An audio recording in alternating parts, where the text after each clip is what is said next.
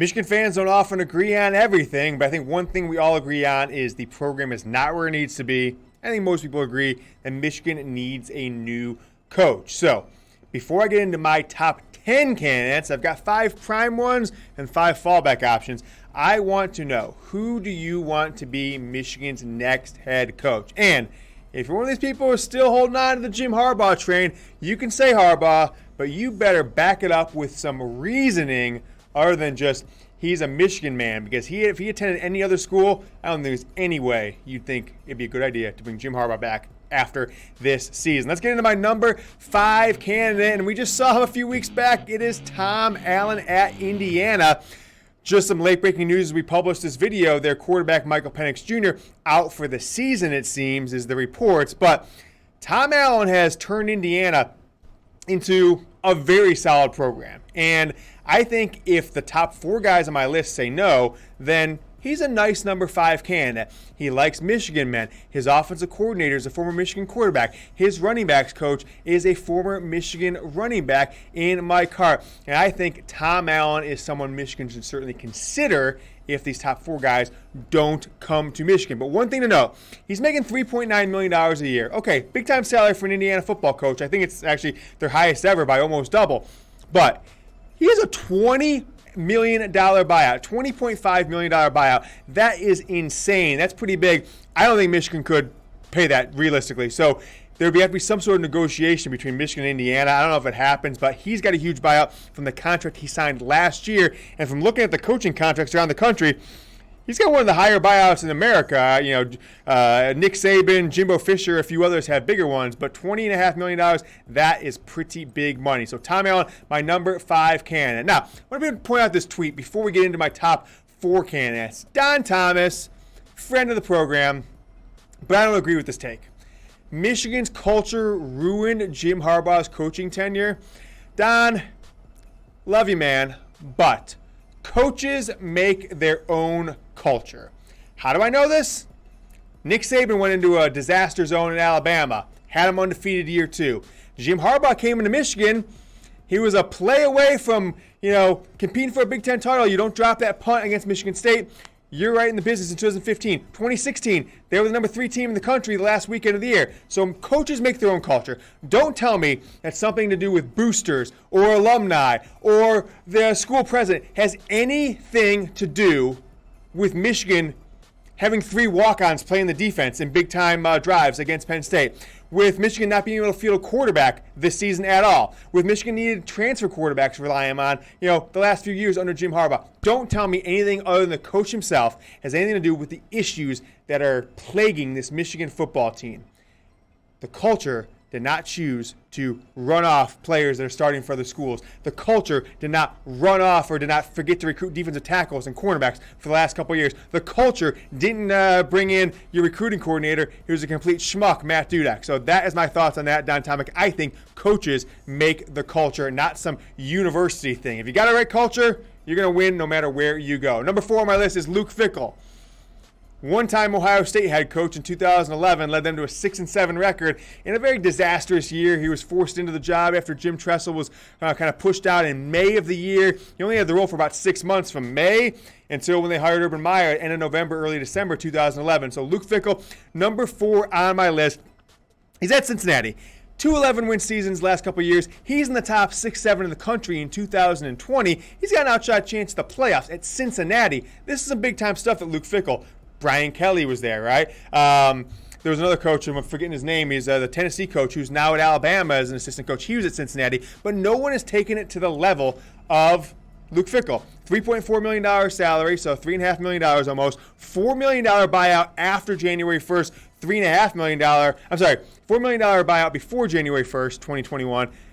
If they wait a day after January 1st, it's a $3.5 million buyout. So Luke Fickell, my number 4 candidate on the Michigan Football Report. Top 5 candidates to replace Jim Harbaugh. And if you want to replace some of your old Michigan gear, get going with some deals at Fanatics. Check out the link at the bottom of the screen. We'll drop you on the Cyber Monday deals. Chatsports.com/Michigan Monday. We make it very simple for you guys.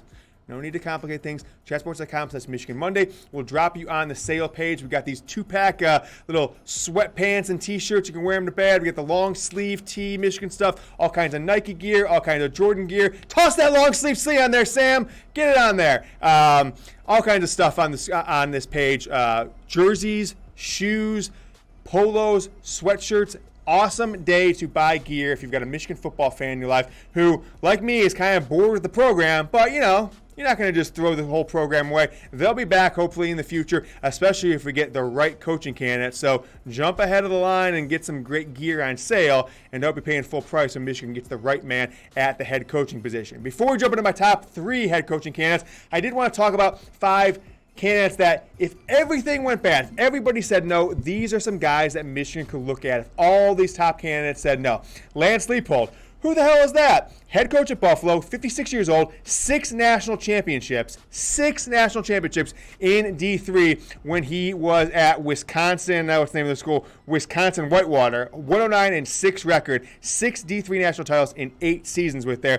His 6th season at Buffalo, 56 years old. Steve Sarkisian had a little issues when he was at USC. I don't know, but it's kind of revitalized his career with Alabama. Kyle Whittingham, Utah. Urban Meyer guy. Stable guy. I'm not sure how exciting people will get for him. He's getting up there in age 2. Jamey Caldwell. He's got Coastal Carolina. 9-0 this year. Number 14 in the AP poll at Coastal Carolina. And last but not least, look, if you're going to stick to this Michigan man mantra, which I don't believe in right now because there's not a candidate out there that's going to get me excited that's a Michigan man, Nick Sheridan. First year as offensive coordinator in Indiana. They lost the quarterback today, but they put up 500 yards passing against Ohio State. Almost took down the Buckeyes. So he's one to consider. I actually think he's a better candidate for Michigan's offensive coordinator no matter who the next head coach is. If it's Jim Harbaugh, and get rid of Gaddis, hire Nick Sheridan in 2021. Number 3 on my list was number 1 on my list a few weeks back is Joe Brady, okay? Joe Brady is going to get a lot of looks from NFL teams. So it's not necessarily a slam dunk that he take the job. He was only in college for 1 year, 2019, before he jumped back to the NFL, was with the Saints prior. Went to LSU as the passing game coordinator, set records, and then jumped back to the NFL in 2020. He is the offense coordinator at the Carolina Panthers. So I think he'd be a good candidate. I'm not sure if he wants to be a college coach. He did spend a few years working under Josh Gaddis and Joe Moorhead at Penn State, 2015, 2016, 2017 timeframe before he went down to the New Orleans Saints. So Joe Brady, I've dropped him from number 1. I dropped him from my musket candidate. He is now my number 3 candidate. But I'll ask you guys this question. Who's going to be fired first? Harbaugh, Gaddis, or Don Brown? I cannot imagine a scenario on the planet where all 3 of these guys will be back next year. So, if you think it's Harbaugh, type JH. If you think it's Josh Gaddis, type JG. If you think it's Don Brown, type DB. Now, if it's Jim Harbaugh, that's kind of a everybody got fired deal, right? So, if you think the whole staff's gone, just type in JH. If you think it's Gaddis or Don Brown, one of them gets canned first, let me know below. I think at this point, gosh, I don't know, actually. I think it might probably be Jim Harbaugh, but I don't know if Michigan always works with logic. So that is the question to you guys. Who will be fired first? Go ahead and type your votes down below. Let's get into number 2. New name on the list. Mario Cristobal, head coach of Oregon. $2.6 million salary. I don't even get out of bed for $2.7 million, okay? 2.6 at Oregon, that's crazy. And he had them. He's already won a Rose Bowl. He's already accomplished more than what Jim Harbaugh has. Harbaugh is 6 years at Oregon. Cristobal, half that time. Harbaugh, 6 years at Michigan. Cristobal's only been there for a few years at Oregon. He's already won a Pac-12. He's already went to a Rose Bowl. So $2.6 million salary, Michigan could triple that, and he still wouldn't be making as much as Jim Harbaugh. Think about that for a second. Why Cristobal? Why is he my number 2 candidate? I'm still uncertain about his in-game coaching stuff. I saw the game against Oregon State a couple days ago. He made some, tactical errors against the in-state Oregon State rival. I don't know about that. But Mario Cristobal, go ahead and toss him back up on the screen, Sam, if you can. $2.6 million salary, $8 million buyout. Okay, $8 million buyout. That's a lot, but, that's not that much in the grand scheme of things if you're thinking you got the right guy. He is a maniacal recruiter from what I have been told. People who are in the recruiting business say there are 3 guys in the country right now who are maniacal recruiters. Dabo Swinney at Clemson, Nick Saban at Alabama, Mario Cristobal at Oregon. He didn't work out. He was the head coach at FIU for a few years. Didn't work out. Went to Alabama, went around, he had a few jobs, but he learned how to recruit from Nick Saban. And I hear he is a maniacal recruiter. So I am really interested to see what comes of him. Buyout not that bad at $8 million. Look, when Tom Allen's is $20 million, when Joe Fisher's is like $37 million, 8 is not that big of a deal. You get the right coach in there. You get the right players. You start winning some games. You beat Ohio State once every 3 years.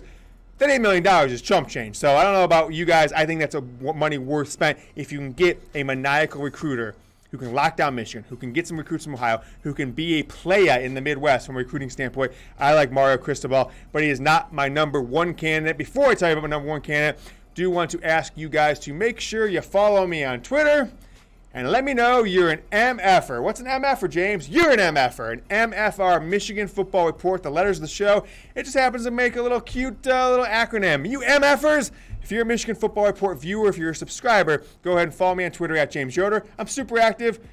It's 50% information, 50% comedy, but I think you'll like it, at James Yoder. And when you do, if you're just joining Twitter or haven't followed me before, just tweet at me or DM me. Say, I'm an MFer. I'm following back all the MFers for the rest of the season. But my number one candidate, Matt Campbell from Iowa State. I've been flipping floppy on Matt Campbell, right? I've been really flipping and flopping, but there's 2 reasons why I've elevated him to number one.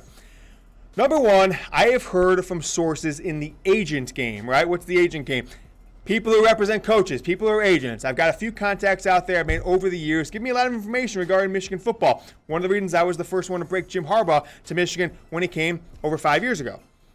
He said Matt Campbell wants the Michigan job badly. He knows that Ohio State is probably not going to come available for a long time, which might be his dream job, coming from Ohio, coaching at Mount Union, coaching at Toledo, now coaching Iowa State. So the fact that he wants to be at Michigan, from what I have heard, is intriguing. Number 2, they just beat Texas. And I heard from a scout, it wasn't a source or anything. I listened to a podcast. Scout came on and said, let's talk about that 5-star talent versus 5-star development, 5-star culture that one of the Iowa State players said. He said, Iowa State gets 2- and 3-star players, but they look like an NFL team compared to Texas, who gets 5-star players, and they look like, your average Big 12 team who's 6-7, 5-6, 6-6, that isn't into the next stratosphere of winning. So Matt Campbell can take Toledo, recruit at a high level there, relative to the MAC, go to Iowa State, recruit at a high level, beat Texas consistently, beat Oklahoma consistently. In your face, Sam, behind the camera, producer Sam, Oklahoma guy. What else do you want, folks, right? I understand he's not going 12-0, but this is Iowa State. I encourage you, if you disagree with me here, that Matt Campbell is not the right guy. If you say, yeah, Campbell, what's he done? I'm not high on Campbell. What do you see in Matt Campbell? Go look at Iowa State's history. They're in the Big 12 championship game unless they lose the rest of their games. That's like, the probability right now is 99%. I don't know what the factors that go into that last 1%, but they're in the Big 12 championship game. He is going to win the Big 12 regular season title. Matt Campbell at Iowa State, folks. This is the equivalent of someone coming in, I don't know, and doing that at Illinois or Purdue, but worse. Iowa State is a worse program than either one of those. They would be the worst program in the Big Ten by a mile if they were a consistent, 100-year program in the Big Ten, like their in-state counterpart is at Iowa. I like what I see out of him. He recruits like a maniac. He develops talent, and he's young. And from what I hear, he wants to be at Michigan. $6 million buyout. And last but not least, one more thing, okay? This Matt Campbell is looking better and better. The thing that I read today, which I really like, when Iowa State had to do staff salary reductions, his assistant coach all had to reduce their salary by 10%, okay? Matt Campbell paid that out of his pocket over the summer. I've got the quote right here. Iowa State football coach Matt Campbell is helping his assistant coaches offset a portion of the 10% salary reduction they will absorb during the athletic department's temporary COVID-19 salary cuts by paying it out of his own pocket. That's a stand-up guy, in my opinion. So I like Matt Campbell to be the guy for the Michigan football team. That's all we have for you today. If you like the show, make sure you subscribe. Hit that button. Tweet me. Tell me you're an MFer. I'll hit you back on Twitter. You are part of the family now. And if you missed my videos from Sunday and Monday, I got one for you right here and right here. See you guys tomorrow. Go Blue.